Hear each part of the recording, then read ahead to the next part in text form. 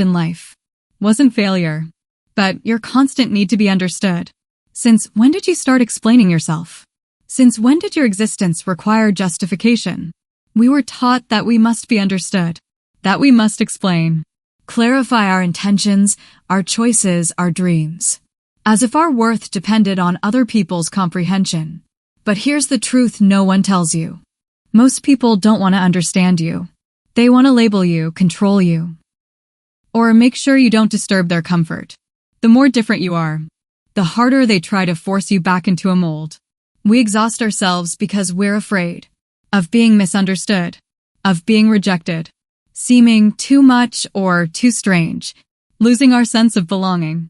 So, unconsciously, we begin to over-explain, apologize for our feelings, shrink our dreams, distort our truth to fit other people's minds.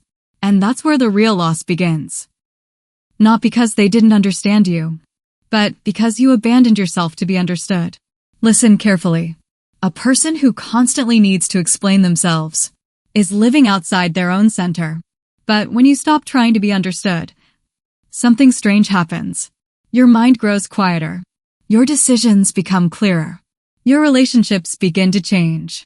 And you no longer feel the urge to convince anyone of anything, because you've finally returned to your natural place within yourself. There is a moment in every person's life when explanation turns into self-betrayal, not because you are lying, but because you are editing your truth to make it easier to swallow. And slowly, without noticing, you begin to live in fragments. One version of you for this place, another for that conversation, another just to avoid conflict. Until one day, you no longer know which one is real. Here's what no one warns you about. The more you explain yourself, the more you teach others that your boundaries are negotiable. Every explanation invites judgment. Every justification hands your power away. Every "let me clarify" places your truth on trial. And the world is always ready to judge. There is a quiet dignity in saying nothing, not silence out of fear, but silence out of self-respect. Some things lose their meaning the moment they are explained to the wrong ears. Your depth is not meant for everyone. Your inner world is not a public space. And your becoming does not require witnesses. Understand this. Being misunderstood is not a failure. It is often the price of being authentic.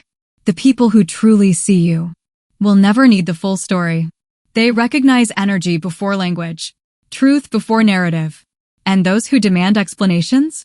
They are often asking for control, not clarity. At some point, growth demands a decision. Will you keep translating yourself into smaller versions so others can stay comfortable? Or will you allow yourself to be whole, even if it costs you approval? Because wholeness is heavy, and not everyone has the strength to carry it. So if you feel lonely after you stop explaining, don't panic. That space is not emptiness. It's a room. Room for aligned people. Room for honest choices. Room for a life that no longer leaks energy. Let this be your quiet rule. Explain less. Embody more. Your presence will say what words never could.